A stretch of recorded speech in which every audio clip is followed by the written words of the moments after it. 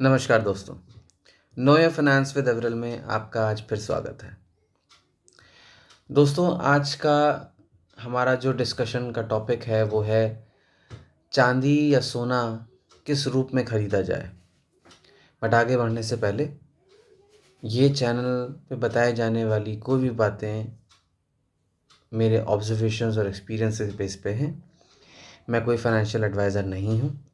यदि आपको कोई भी बात समझ में आए तो अमल में लाने से पहले अपने फाइनेंशियल एडवाइज़र या अपनी फैमिली से डिस्कस कर लें। तो आगे बढ़ते हैं। दोस्तों, जब भी हम लोग 2007-8 की क्राइसिस की बात करते हैं तो सबसे पहले एक नाम दिमाग में आता है माइकल बरी का। माइकल बरी वो आदमी था जिसने 2007-8 की क्राइसिस को 2-3 साल पहले ही आइडेंटिफाई कर लिया था।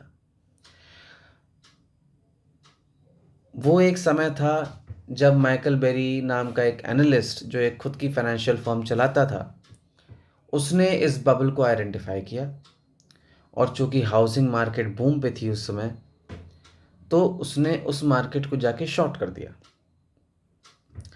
और 2008 में जब ये हाउसिंग मार्केट कोलैप्स हुई लेमन एंड ब्रदर्स के थ्रू,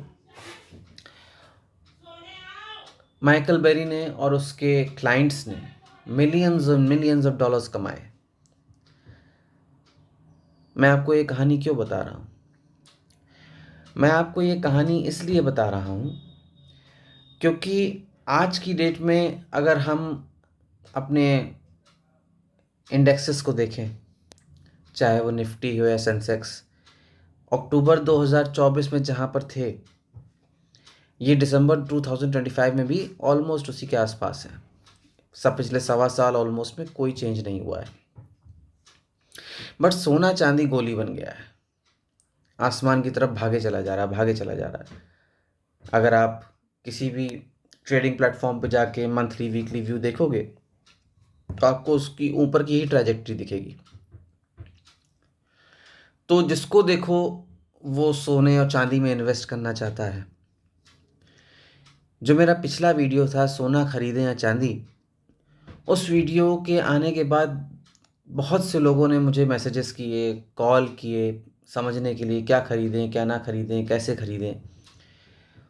तो सबको मैंने जो समझा सकता था वो समझाया।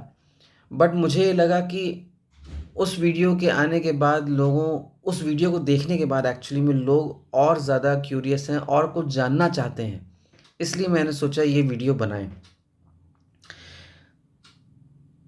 उस वीडियो में हमने ये बताया था, कंक्लूड किया था कि चूँकि फिज़िकल गोल्ड मैनेज करना इजी नहीं है, हमें कहीं ना कहीं रखना ही पड़ेगा। और आज की डेट में हमारे पास सबसे अवेलेबल ऑप्शन क्या होता है? लॉकर्स, जो बैंक में होते हैं।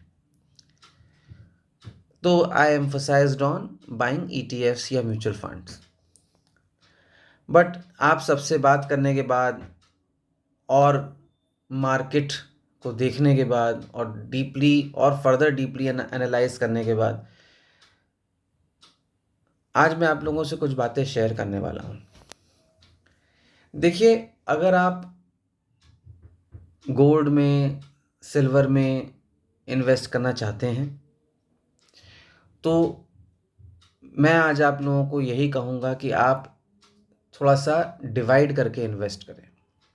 मतलब अगर आप लेट्स सपोज 50,000 रुपये हर महीने गोल्ड में, हर महीने सिल्वर में डालना चाहते हैं तो 50% पेपर कॉन्ट्रैक्ट्स लें और 50% फिजिकल लें। मतलब 50,000 का 25,000 आप अपने ETF या म्यूचुअल फंड्स में डालें और 25,000 का फिजिकल खरीदें। मैं ऐसा क्यों कह रहा हूँ? क्योंकि पिछले वीडियो में तो मैंने कहा था कि आप म्यूचुअल फंड्स की तरफ आगे बढ़ें, क्योंकि मैं ये चाहता था कि आप फिज़िकल स्टोरेज के हेडेक से बचें।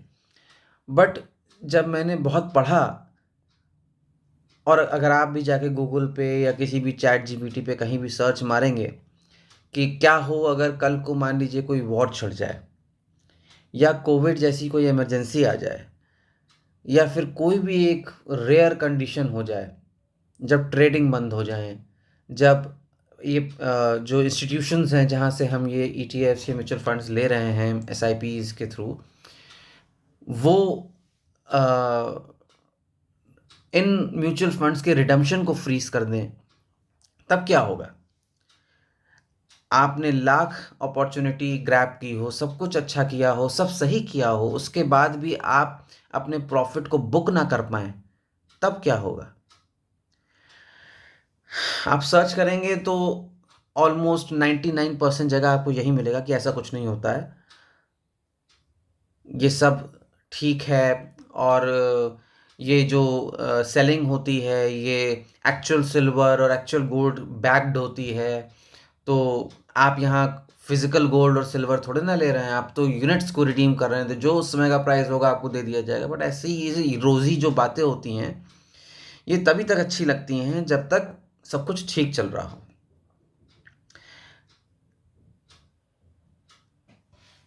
मैंने माइकल बेरी की कहानी आपको इसलिए बताई थी क्योंकि माइकल बेरी जानता था कि कल को अगर ऐसा कुछ हुआ कि हाउसिंग मार्केट क्रैश हुआ और मैंने केवल बिना किसी लिखित कॉन्ट्रैक्ट के सुपरफिशली ही जाके जैसे नॉर्मल लोग शॉर्टिंग करते हैं वैसे कर दिया, तो कोई भी रीज़न दे करके मेरे प्रॉफिट्स को मुझे बुक नहीं करने दिया जाएगा, या कोई भी मतलब चाहे अगर मुझे 100 रुपये मिलता हो तो शायद मैं 20 ही रुपये बुक कर पाऊँ। तो उसने क्या किया, वो इन सभी बड़े बड़े इंस्टीट्यूशंस के पास गया, फाइनेंशियल इंस्टीट्यूशंस के पास, और उन सबके सामने बैठ के उसने अपनी मिलियंस ऑफ डॉलर्स की शॉर्टिंग की एग्रीमेंट साइन किए। और चूंकि उस समय हाउसिंग मार्केट इतने बूम पे था, तो चूंकि ये उसके अगेंस्ट बेट लगा रहा था, तो सब इसको कार्टून समझ रहे थे। तो जब इसने उनसे कहा कि अगर कल को मार्केट क्रैश करती है, आपके इंस्टीट्यूशन क्रैश होते हैं, या कुछ भी होता है, किसी भी वर्स्ट कंडीशन में आप ये मेक श्योर करेंगे कि मेरा जो पैसा है वो मुझे वापस देंगे आप सबसे पहले। अब ये इंस्टीट्यूशन वाले चूंकि इतने ओवर कॉन्फिडेंट थे, उनको लग रहा था कि माइकल बेरी पागल आदमी है जो अपने फर्म के सारे पैसे को दांव पे लगा रहा है, और इससे इसी का नुकसान है, हम तो सारा पैसा जो है मिलियंस ऑफ डॉलर्स कमा लेंगे, ये जो है हार जाएगा। वो इतने ओवर कॉन्फिडेंट थे कि उन्होंने उसको हर इंस्टीट्यूशन ने लिखित में लिख के दे दिया कि कल वो कुछ भी क्रैश होगा, कुछ भी होगा, आपका सारा प्रॉफिट आपको दिया जाएगा। And what happened in the end? Market crash हुई, बर्बादी चारों तरफ थी।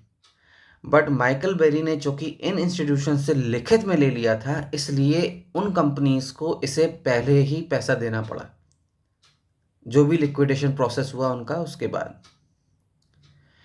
तो आज अगर हम बात करें, क्या आप और हम ऐसा कर पाएंगे? हम नहीं कर पाएंगे ऐसा, क्योंकि हम और आप ट्रेडिंग या बाइंग कैसे करते हैं? किसी ना किसी प्लेटफॉर्म, किसी ना किसी ब्रोकर के थ्रू करते हैं, राइट? तो कल को अगर मान लीजिए जैसे कि अक्टूबर में हुआ कि टाटा कैपिटल ने अनाउंस कर दिया कि हम किसी भी नई एंट्री को अब एंटरटेन नहीं करेंगे silver and gold mutual fund buy करने के लिए, तो हम क्या करेंगे? 2020 में फ्रैंकलिन टेम्पल्टन नाम की कंपनी ने जो बॉन्ड्स बेचती थी यूएस में, उसने लोगों को रिडीम नहीं करने दिए बॉन्ड्स के पैसे, बैन कर दिया रिडम्पशन। अगर वैसा अगर हमारे साथ हो जाए तो हम क्या करेंगे? तो इसीलिए मेरी आप लोगों को ये सलाह है कि अगर आप 50,000 रुपये सोच रहे हैं या 25,000 रुपये सोच रहे हैं, या जो भी आपके दिमाग में है कि मैं इतना सिल्वर में डालूंगा, इतना गोल्ड में डालूंगा, या इतना प्लैटिनम में डालूंगा, तो मेरी आपसे यही रिक्वेस्ट है कि आप उसको डिवाइड करें। 50% फिजिकल लें, 50% पेपर कॉन्ट्रैक्ट्स लें। कल को अगर मान लीजिए आज $50 पे है, या 2 लाख रुपए, 1,99,000 रुपये पे है सिल्वर, कल को अगर 10-12 लाख रुपए पे चली जाए और अचानक से सभी रिडम्पशंस फ्रीज कर दिए जाएं, तो उस केस में एटलीस्ट आपके पास आपका 50% इन्वेस्टमेंट होगा। जिसको आप ओपन मार्केट में रिडीम कर सकते हैं। अब ये इतनी अनसर्टेनिटी बन क्यों रही है? ये बन इसलिए रही है क्योंकि होता क्या है, देखिए, अगर आप मार्केट में जाएं चांदी खरीदने के लिए या सोना खरीदने के लिए, तो आप मार्केट में जाएंगे, फलाने ज्वेलर्स के पास जाएंगे, पैसा देंगे, सोना खरीदेंगे और चले आएंगे। इन दी एंड आपके पास सोने या चांदी का कुछ ना कुछ होगा। बट इन पेपर कॉन्ट्रैक्ट्स का क्या होता है? मैंने एक कॉन्ट्रैक्ट आपको बेच दिया, दूसरा कॉन्ट्रैक्ट उसी एक सिल्वर कॉइन का कॉन्ट्रैक्ट मैंने आपको बेचा, उसी सिल्वर कॉइन का कॉन्ट्रैक्ट मैंने बी को बेच दिया, फिर सी को बेच दिया, फिर डी को बेच दिया, फिर ई को बेच दिया। कॉइन एक ही है, पेपर कॉन्ट्रैक्ट्स जो है 50 होते चले जाते हैं। अच्छा, अब ये जो मैंने 50 को बेचा, इसके पीछे जो एक केवल सिल्वर कॉइन है या उसके बेसिस पे जो यूनिट्स डिसाइड हुई हैं, ये भी किसी ना किसी एक्सचेंज से टाइड हैं, चाहे वो कॉमेक्स हो या फिर लंदन वाले एक्सचेंजेस हों जो मेन सिल्वर जहाँ पे ट्रेड होता है। दोनों ही जगह सिल्वर है नहीं। अगर हम लेटेस्ट किसी भी चैनल को फॉलो कर रहे हों या न्यूज़ पढ़ रहे हों, तो हमें ये ईज़िली पता चल जाएगा कि सिल्वर कभी भी डायरेक्ट प्रोडक्ट नहीं होता है किसी भी माइनिंग का, it is a by product.